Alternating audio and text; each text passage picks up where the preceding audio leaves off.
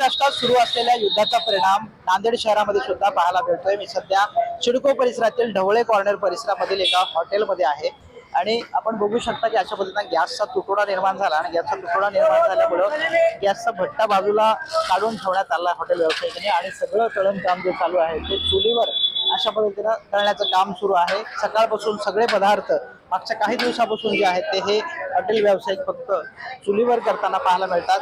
नेमका सगळा कशा पद्धतीचा त्रास आहे या संदर्भात आपण या हॉटेलचे मालक आहेत त्यांच्याशी बातचीत करणार आहोत। काका काय सांगाल, कशा पद्धती ही सगळी अडचण तुम्हाला होते? साहेब गॅससाठी अडचण होती आम्हाला, गॅससाठी अडचण होती। 19 किलोची टाकी, मोठी टाकी 3,500 रुपये मागायला त्यासाठी लई अवघड परिस्थिती झाली साहेब।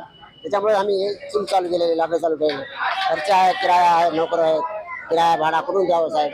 लई परेशानी त्रास झाले आम्हाला। पूर्वी कितीला मिळायचं, आता किती रुपयाला झालं? पहिले साहेब आम्हाला 1,800 रुपयाला भेटत होते आणि आता 3,500 3,500 रुपये 3,000 3,500 मागाले। 3,500 तरी मिळतोय का? पण मी हेच नाही झाले, भेटच नाही झाले, 3.5 बी देऊन भेटणं झालंय। एवढे पैसे देऊन पण मिळत हां नाही। अडचणी काय काय सामना करताय, कशा पद्धतीने सगळं सुरू आहे? सगळे साहेब आता 20 किलो, हां 19 ते 20 19 ते 20 किलोची टाकी असते। त्यामध्ये पुरी भाजी काढायची, भजी पोळी भाजी आमच्या व्यवस्था म्हणजे कारभारचे धंदा आहे साहेब। याच्यावर काही तेलाजवळ परिणाम होतो म्हणजे या चुलीवर करताना जास्त लागते वगैरे? जास्त लागते साहेब, जास्त लागते, जास्त म्हणजे 3 लाख लागते मला। काय मागणी काय कराल शासनाकडे? शासनाला मागणी काय साहेब, गॅस स्वस्त करावं, गरिबाची व्यवस्था व्हावं।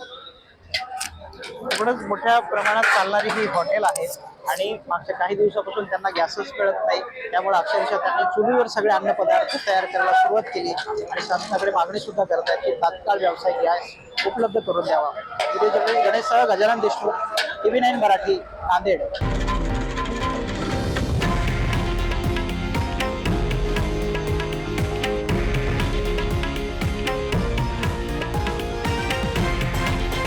हे आहे देशातील नंबर 1 न्यूज नेटवर्क आणि आपण पाहत आहात TV9 मराठी, एकमेव।